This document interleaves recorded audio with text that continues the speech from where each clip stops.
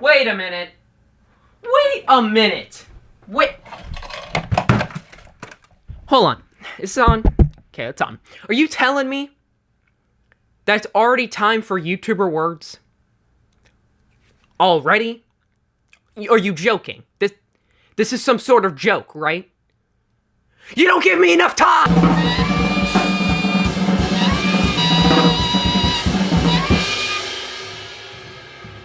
Hello, I'm DrewDoTV, and it's time for YouTuber Words 2018. One quick thing before we get into it. For those of you who know how YouTuber Words works, you've seen the last few years, or you were there at playlist, then skip to this time, right here.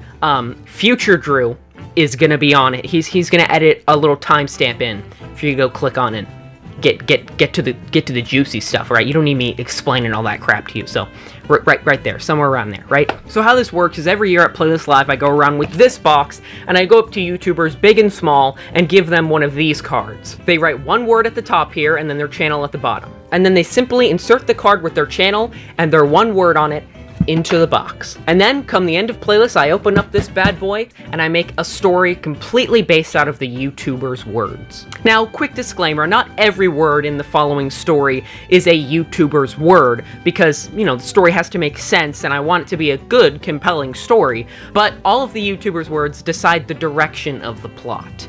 And so every main plot point, every character, every item, it's all done with the YouTuber's words. Oh, I almost forgot. At the end of the story, you're going to see a whole credits list of every YouTuber that participated with their word right next to them. Now that you've been briefed, I think you're ready for the story. Without further ado, I am proud to present YouTuber Words 2018.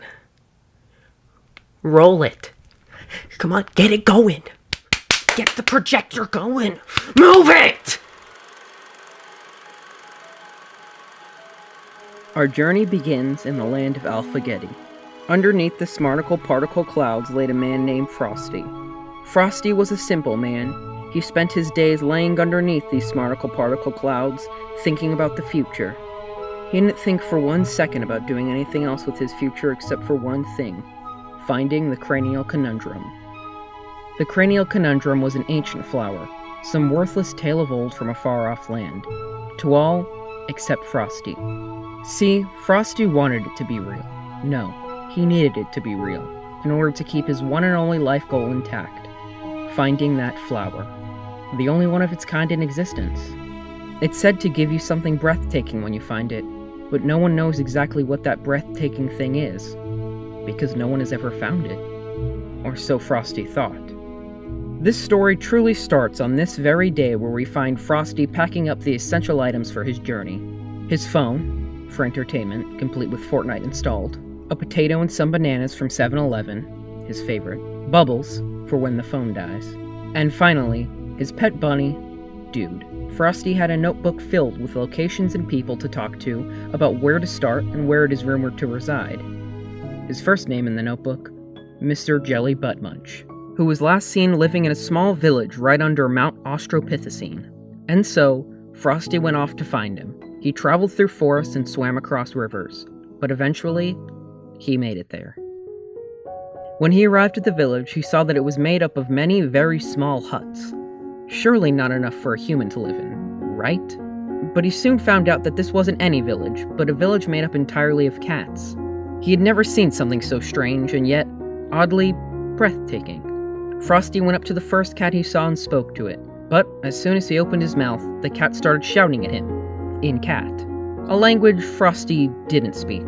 After about a minute, he finally heard someone shout, "Hey, leave that kid alone! Hey kid, come on over here, get away from those angry folk!" Finally, someone he could understand. Frosty ran over to the strange figure in the distance, to find that it too was a cat. "Come on inside, you're really out of your element, aren't you, kid?" So Frosty ducked down and took a seat in the hut. "The name's Jelly Buttmunch, Mr. Jelly Buttmunch." This was him. Just the man he was looking for. Frosty then explained to Mr. Jelly Buttmunch that he had come a long way looking specifically for him, and then asked him what he knew about the Cranial Conundrum. "Yeah, so you're looking for that old artifact, I see. Well, the only thing I know for sure about it is that there's a whole smorgasbord of rumors out there, and half of them ain't even true. Although, there is one thing that I truly believe, because an old friend told me it. First, we gotta go all the way back to 20 years ago. Me and my pal, Husky, was working our days away in a Mountain Dew factory when Husky had caught herpes. See, we was just kids and we thought herpes could kill you. We didn't know any better. So me and Husky is in the hospital, and I'm standing next to his, what we thought, deathbed, and he says to me, "This thing don't look like it's beatable. So if I die here, I want you to know one thing. I know where the cranial conundrum is." "Where?" I says to him. "I don't know for sure, but I know it's somewhere with a fancy white tile leading you right to it. But that's all I know." And that's all he ever told me. After that, he woke up the next morning and the doctor told us he didn't even know why we was there, 'cause herpes couldn't kill you. You could imagine our shock. But from that day, neither me nor Husky pursued the artifact. It was such a general hint to where it was that we just didn't care to look. So, with our new outlook on life, we just spent our days making turkey pot pies and having fun. Frosty then asked Mr. Jelly Butt Munch who told Husky this information. And funnily enough, it was the next name on Frosty's list, Sir Funfacious. And so, Frosty set off to go find Sir Funfacious. This time, he wasn't traveling through forests and rivers, but snowy mountains and grassy fields, until he came upon the last known location of Sir Funfacious, the royal city of Positive. When Frosty arrived at the gates, there was a large overhead banner reading, "We are one." Frosty had then realized why the town was called Positive. Now he was just curious if the people were like that inside, too. When he walked through the gates, he was greeted by a large statue of Jesus and people clapping and welcoming him. This truly was a positive city. It was a bit weird, but Frosty was tepid about it like he was with most things that weren't the cranial conundrum. And so, Frosty asked one of the cheery townspeople where he could find Sir Funfacious. He expected him to be royalty with a name like that, but instead, he was a humble barbershop owner. And sooner or later, he found his store, Urban Styles Barbershop. Frosty walked through the doors to be greeted by the man himself. "Oh, why hello there! My name is Sir Funfacious, and welcome to Urban Styles." Frosty introduced himself and immediately asked him all about the cranial conundrum. "Well, you've come to the right man, I'll tell you that," Sir Funfacious said. "I've found it myself, would you believe?" Frosty couldn't believe what he had just heard. Had this man taken it for himself? He didn't know for sure, but either way, he felt like a fanboy. Sir Funfacious continued. "Let me just say, it isn't what you think it is, but I do want you to find it, because I have it, but I didn't take it." Frosty looked at him confused. "It resides in a magic cavern overlooking the city. There are many caverns around here, but you'll know the one because the floor is covered in a pure white tile. You couldn't mistake it for any other cavern in this area." Suddenly, a strange man came through the doors of the shop and said, "Do you got any Digimon here? You know, like, Jigglypuff?" Then Sir Funfacious said under his breath, "Oh no, it can't be. I would know that catchphrase from anywhere.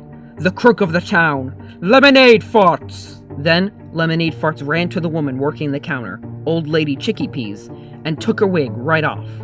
"Help! I've had my wig snatched!" said Old Lady Chicky Peas. Then Lemonade Farts ran out as fast as he could to Soggy Chimichangas, the store across the street, and started robbing that place, too. Sir Funfacious calmly stated, "Well, that wasn't very ethical, now was it?" Frosty ran as fast as he could to Soggy Chimichangas only to find Lemonade Farts robbing two sisters. Frosty called for his pet bunny Dude's help, and out of his backpack came the bunny. Dude attacked Lemonade Farts with a swift kick to the face, leaving him knocked out and serving a life in prison. And with that success, Frosty set out to find another, getting the cranial conundrum. After hours of traveling to the highest cavern overlooking the city, he finally saw those white tiles, leading him up to the overlook. But right when Frosty made it to the exact place, the cranial conundrum wasn't there. In its place on a pedestal, a note. Frosty couldn't believe it. All of this, for nothing. But before he could abandon his one and only dream, he read the note. It read, "Before you can get the cranial conundrum, you must write one word to describe your journey to get it. Put your word here." And so, Frosty went and wrote down his one word. And after looking at the note with his word on it, he realized his word was breathtaking. He got it. He got the cranial conundrum. It wasn't a flower or some old artifact. The breathtaking thing you got from the cranial conundrum was the journey. Frosty had a newfound freedom and a whole new perspective on life. He went home happier than he was when he left. All thanks to the people that helped him along the way, the conundrum that was the cranial conundrum, and of course, the YouTuber's words.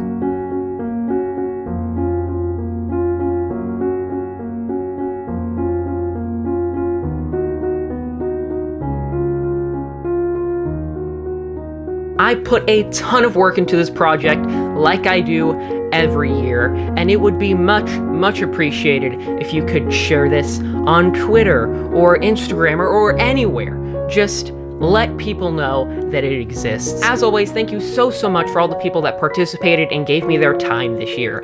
It is much appreciated. And now for your spotlight. Roll the credits!